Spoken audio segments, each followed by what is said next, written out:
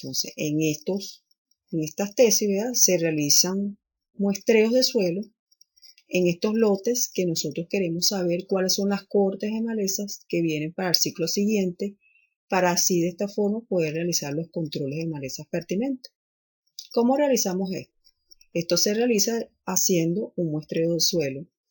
En este caso se realiza un muestreo en diagonal doble, donde se toman 5 puntos equidistantes en el lote.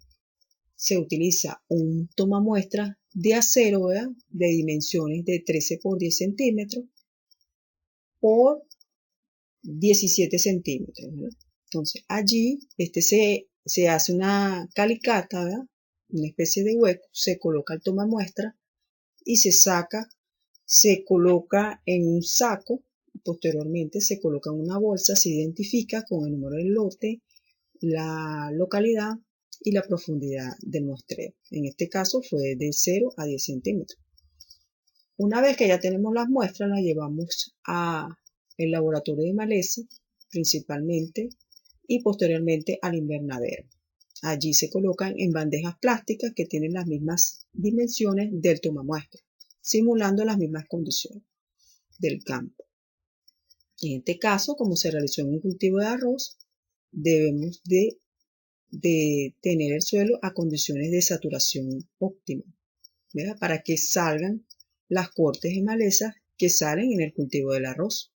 Entonces, una vez que se realizan los riegos se hacen cada 3-4 días, dependiendo de la humedad del suelo, para que emerjan las malezas. Se realizan los conteos de forma semanal. Allí identificamos las malezas, las contamos y las expresamos a esa unidad de superficie que tenemos en esa bandeja. Y eso nos da una idea de cuáles son las cohortes de malezas que vienen para el ciclo siguiente para realizar los controles de malezas pertinentes. Ahora vamos a hablar acerca de la interferencia. En el siguiente diagrama podemos observar la asociación que existe entre la maleza y el cultivo, la cual se inicia desde antes de la preparación del suelo. Entonces, en el ciclo anterior ya la maleza está asociada al cultivo, posteriormente se producen las semillas de malezas, las cuales ingresan al suelo y se dispersan. Posteriormente, cuando ocurre la preparación del suelo, que ocurre la aradura, posteriormente la siembra del cultivo, muchas de estas malezas vuelven a emerger y posteriormente se repite el ciclo. Se dispersan las semillas e ingresan nuevamente al suelo.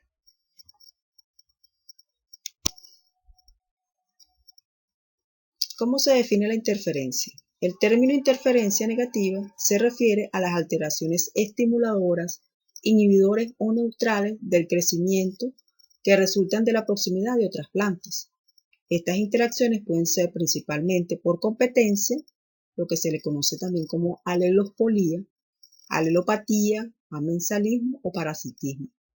Muchas veces es difícil distinguir el tipo de interacciones predominantes y por ello se usa el término global de interferencia, la cual puede ser intraespecífica o interespecífica.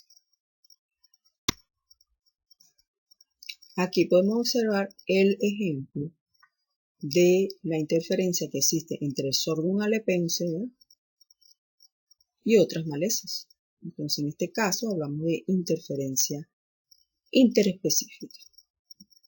Y otro ejemplo es de la interferencia intraespecífica entre los cultivos, entre el cultivo y la maleza.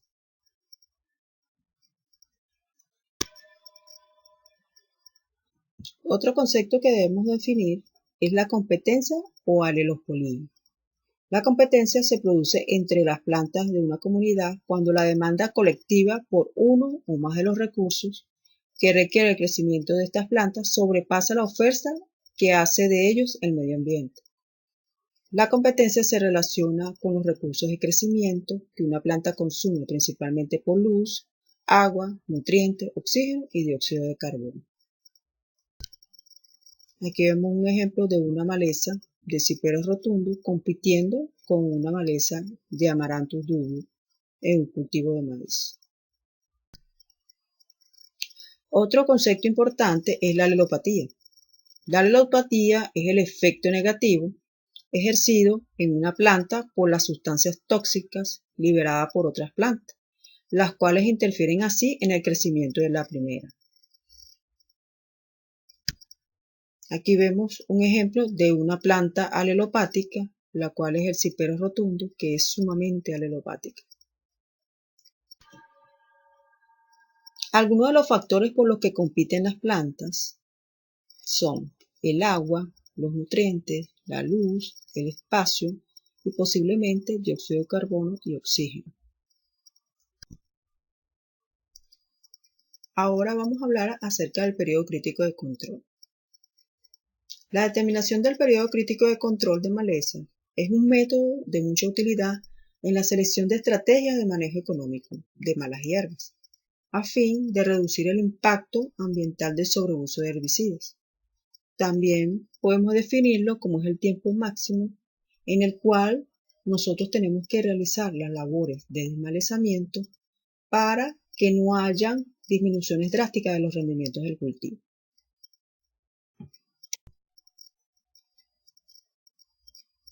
En la siguiente diapositiva tenemos la determinación del periodo crítico de control de malezas en un cultivo, principalmente de maíz. Aquí podemos observar tres gráficos A, B y C, donde se hizo la graficación en el eje de las X, donde X es el tiempo térmico expresado en grado de crecimiento diario, en grados centígrados por día, y en el eje de las Y se expresa el rendimiento con el porcentaje de testigo deshierbado. Entonces, en el A me representa la respuesta a periodo de enmalezamiento creciente después de la emergencia del cultivo. B es la respuesta a periodo de desmalezado creciente después de la emergencia de él. Y C es el periodo crítico de control que aparece definido en dos etapas de crecimiento del cultivo, 1 y 2, o dos momentos expresados como tiempo térmico, grados de crecimiento por día. Aquí podemos observar las tres gráficas, ¿verdad? A, B y C. Y C es el periodo crítico de control, donde se cruzan las líneas y está determinado que es el tiempo máximo donde se deben realizar las labores agrícolas para que no haya una disminución drástica de los rendimientos agrícolas. En la siguiente diapositiva podemos ver la asociación de la maleza y el cultivo. Como ya vimos anteriormente, existen diferentes asociaciones de las malezas, ¿no? Como son la competencia, la alelopatía, la alerospolía, ¿verdad? El parasitismo, ¿verdad? Que se establece entre las plantas y el cultivo. Aquí vemos un cultivo y la maleza, donde se establece la competencia, principalmente por espacio, por luz, agua, CO2 y posiblemente oxígeno. A la derecha vemos un cultivo de café en interferencia con la maleza, ¿verdad? Principalmente malezas gramíneas, ciperáceas y hoja ancha. A continuación le presentamos los resultados de la determinación del periodo crítico de control en un cultivo de maíz. Vemos que cuando el cultivo estuvo libre de maleza desde la semana 0, sus rendimientos fueron de 5.507 kilogramos por hectárea. Cuando estuvo libre de maleza desde la semana 1, fue de 5.613 kilogramos por hectárea. Cuando estuvo libre de maleza desde la semana 2, fue de 5.281 kilogramos por hectárea. Desde la semana 3, 4.718 kilogramos por hectárea. Libre de maleza desde la semana 4, 4.073 kilogramos por hectárea. Libre de maleza desde la semana 6, 2.743 kilogramos por hectárea. Y libre de maleza desde la semana 16, 1.265 kilogramos. Aquí podemos observar claramente la disminución drástica de los rendimientos desde cuando estuvo libre de maleza de la semana 0 hasta la semana 16, con una disminución drástica del rendimiento. Caso contrario es cuando el cultivo está enmalezado totalmente desde la semana 0, el cual ocasiona un rendimiento de 1073 kilogramos por hectárea. Cuando está enmalezado totalmente de la semana 1, 1787 kilogramos por hectárea. Enmalezado de la semana 2, 3076 kilogramos por hectárea. Enmalezado de la semana 3, 3457 kilogramos por hectárea. Enmalezado de la semana 4, 3885 kilogramos por hectárea. Enmalezado de la semana 5, 4.461 kilogramos por hectárea. Enmalezado de la semana 6, 5.072 kilogramos por hectárea. Y enmalezada las 16 semanas completas, 5.000. Desde las semanas 16, 5.830 kilogramos por hectárea. Vemos claramente la diferencia, ¿verdad?, entre cuando estuvo enmalezado de la semana 0, que fue 1.073 kilogramos por hectárea, a cuando está enmalezado desde la semana 16, o sea, que estuvo totalmente limpio todo el ciclo de cultivo y mostró rendimientos de 5.830 kilogramos por hectárea. A continuación le presentamos diferentes ejemplos de determinación de periodo crítico de control dependiendo de la localidad en diferentes cultivos. Por ejemplo, en el maíz, sea maíz, el periodo crítico de control en la localidad de Costa Rica es de 20 a 30 días después de la emergencia. En Estados Unidos es de 40 a 45 días después de la emergencia. En Venezuela es de 30 a 35 días después de la emergencia. En el caso del sorgo, sorghum bicolor, en una localidad de Oriente, en Venezuela, es de 20 días después de la siembra. En Venezuela, en otra localidad, en el Zulia, es de 20 a 30 días después de la emergencia. En Brasil, es de 6 a 8 días después de la emergencia. En otra localidad de Brasil, es de 4 a 8 días después de la emergencia. En el caso del algodón, Gossypium insutum, es de 2 a 6 días después de la emergencia en una localidad de Brasil. En otra localidad es de 5 días y en otra de Estados Unidos es de 8 días después de la emergencia. En el caso de la caraota, Phaseolus vulgaris, es de 10 a 30 días después de la emergencia en una localidad de Venezuela en Oriente. En Brasil es de 10 a 20 días después de la emergencia y en Estados Unidos es de 30 a 45 días después de la emergencia. En el caso de la cebolla, Allium cepa, es de 40 días después del trasplante. En Costa Rica, en Venezuela, en una localidad de Quibor, de 30 a 60 días después del trasplante. En el caso del tomate, Lycopersicum esculentum, es de 30 días después del trasplante en Venezuela, de 14 a 28 días después del trasplante en Estados Unidos. En el caso del plátano, Musa sp, es de 60 días después de la siembra en Venezuela, en una localidad del Zulia.